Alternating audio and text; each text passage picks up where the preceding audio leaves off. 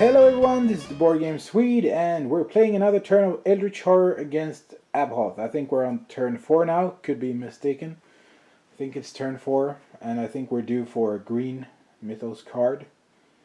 So at least no reckonings this time. But what to do? Oh, and I guess I should also remove the Eldritch tokens since we solved that rumor or that mystery last turn. We'll remove these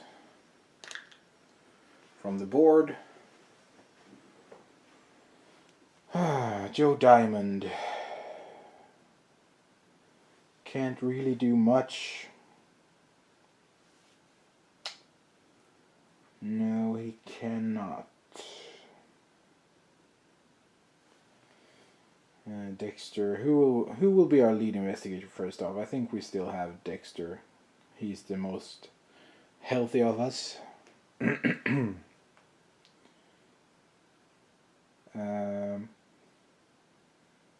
think he will actually use his own action here for his first action. Move one monster from your space to another space containing a gate. So just to keep them all in one place. So he will move this cultist over to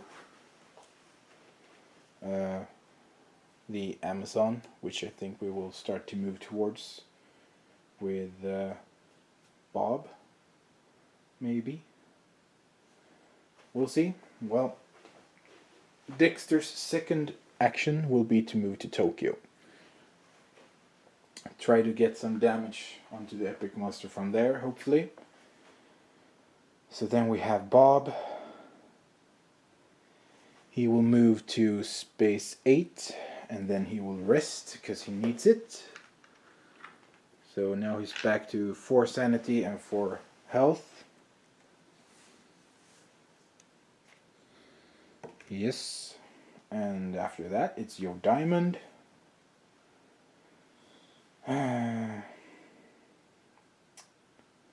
Not really sure. I think we'll just move and rest and then see what we can do next turn. Yeah, he will move to space 5 and then he will rest as well. So he goes up to 3 sanity and his full health of 7.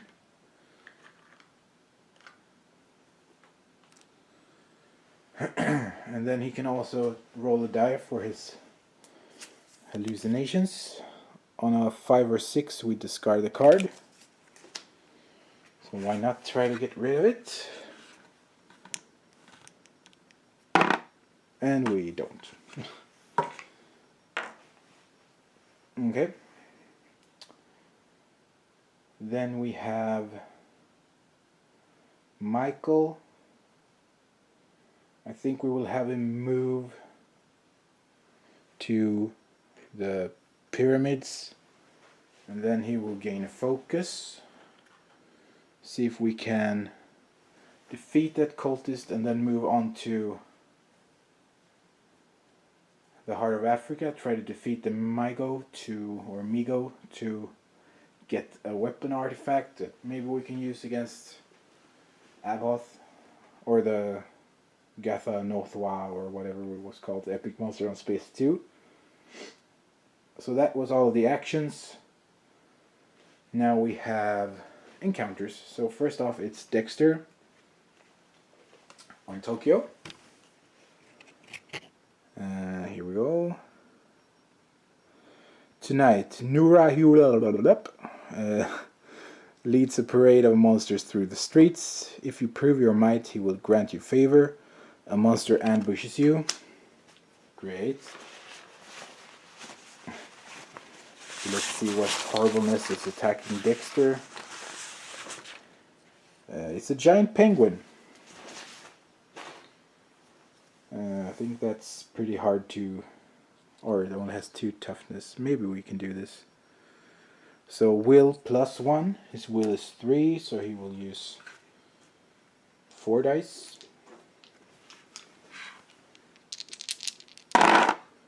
1 success, and that's all that we need to not take any sanity damage. And then we have strength -1, which will only be 1.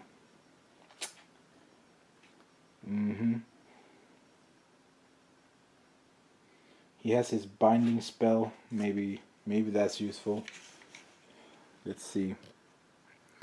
When you or another investigator on any space resolves a combat encounter, you may test lore. If you pass, reduce that monster's damage to 1 during that encounter.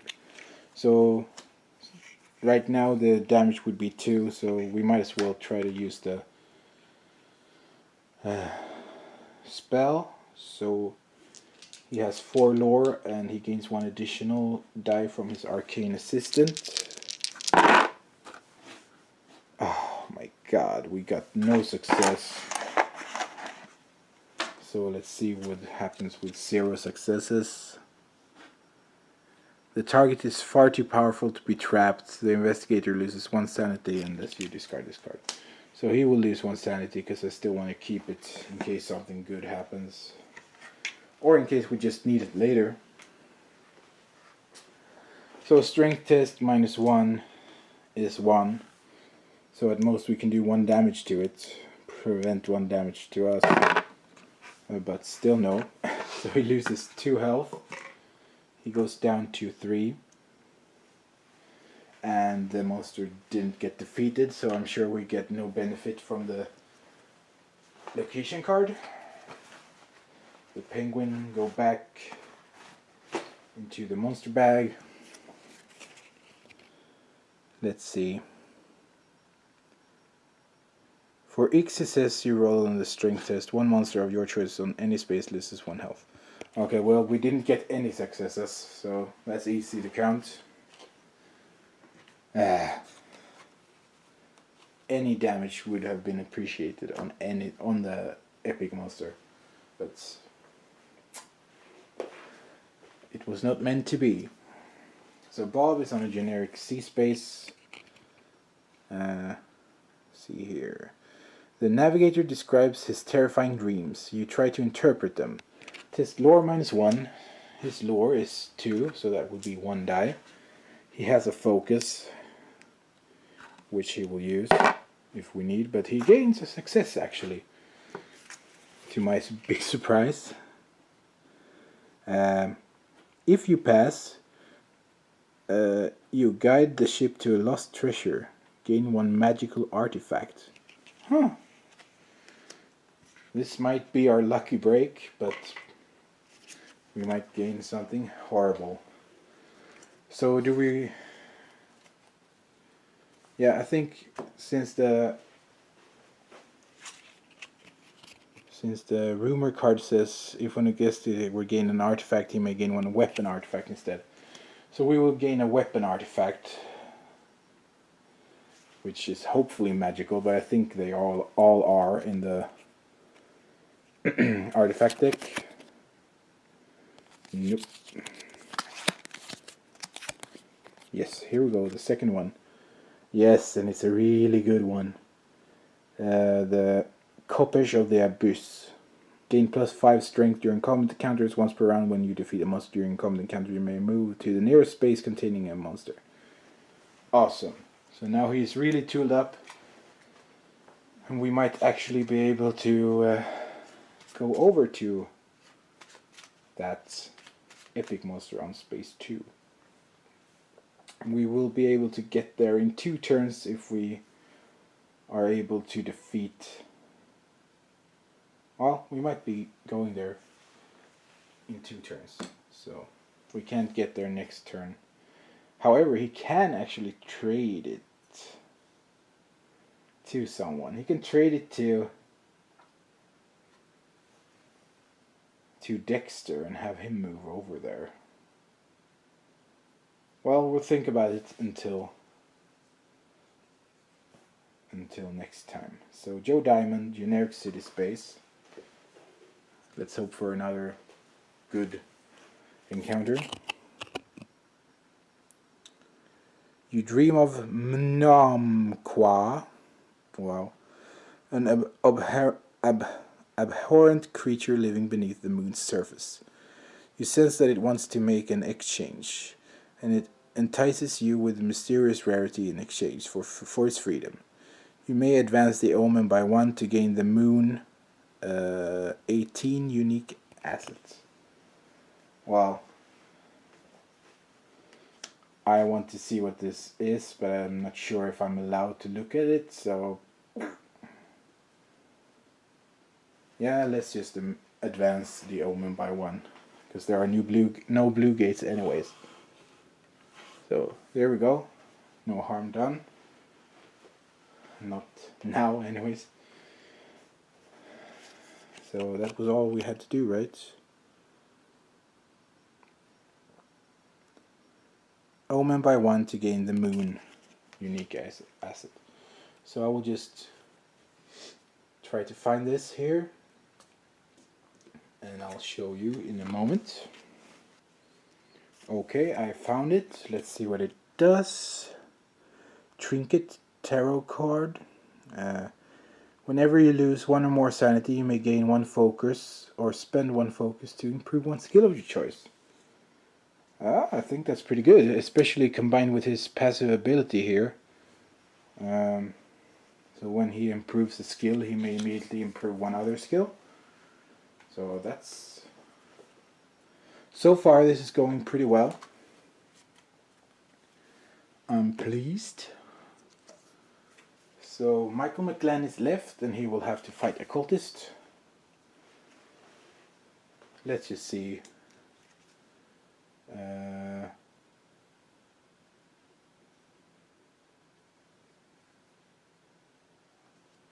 Yeah, if he defeats the cultist, he can spend his clue to put an Eldritch token on that card, which will be good. So let's see what we can do. The amorphous grey creature attacked you without warning, and your vision faded to darkness. Now you lay paralyzed in its nest, covered in slimy toxin. Your body surges with determination as you call upon every fiber of your being to escape before that creature returns. Test will -1. His will is only 2, since he impaired it, so he will only be able to roll 1 die. And we can still spend a focus if we want to, which I think we might have to. Oh, we succeeded. Great. You break free of the toxin's grip and feel life flooding back to your weakened limbs. Alone in the lair, you devise a trap that will burn the creature alive when it returns. This monster loses health equal to your observation. So his observation is 1, sadly. So the monster will lose 1 health. It has 2 left. Yay. And then something else happened, which is probably not good. If the monster is not defeated, the flaming creature shrieks and attacks. Lose 1 health and 1 sanity.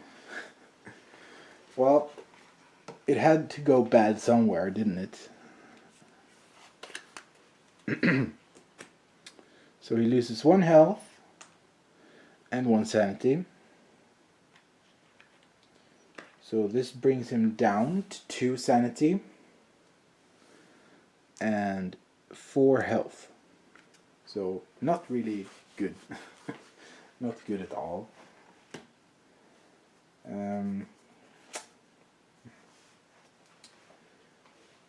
It was mostly successful thus far. Let's see how bad the Mythos card can screw us. And I think it should be green. Yes, it is. So advance the omen by 1. It will move up to the green one, and we have a green gate in San Francisco.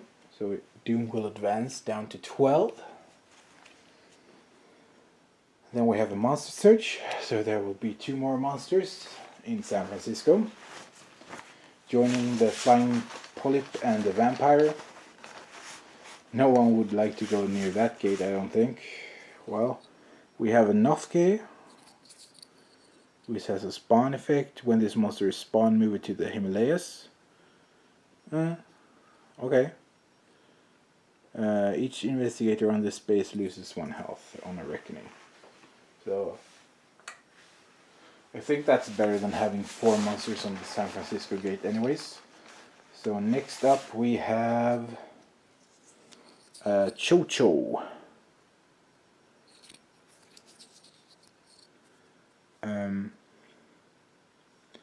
Yeah, it's not really that tough. If you defeat this monster during a combat encounter, gain 1 random item asset from the deck. Huh. Well, that's the sort of monster I like, but that's like the only monster I like on this board so far. Yeah. Yeah, this is not really good. We still have more of the Mythos card. We have to spawn 2 more clues. And we have a clue in somewhere, but I dropped it again. A clue in Tokyo. And the second one will be on space 18. So 1 down here, and 1 where Dexter is in Tokyo.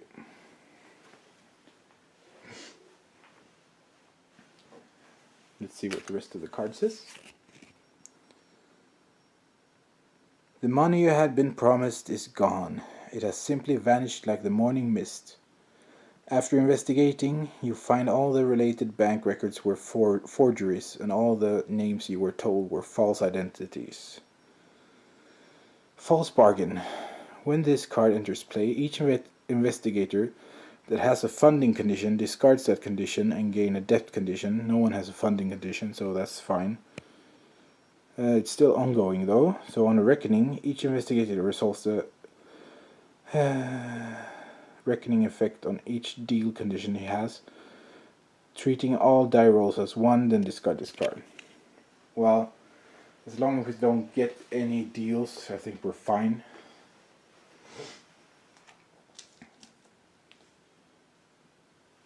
That's not too big of a worry for me now, actually. So that was this turn. I hope you all enjoy this. Thank you all so very much for watching, and have a good one!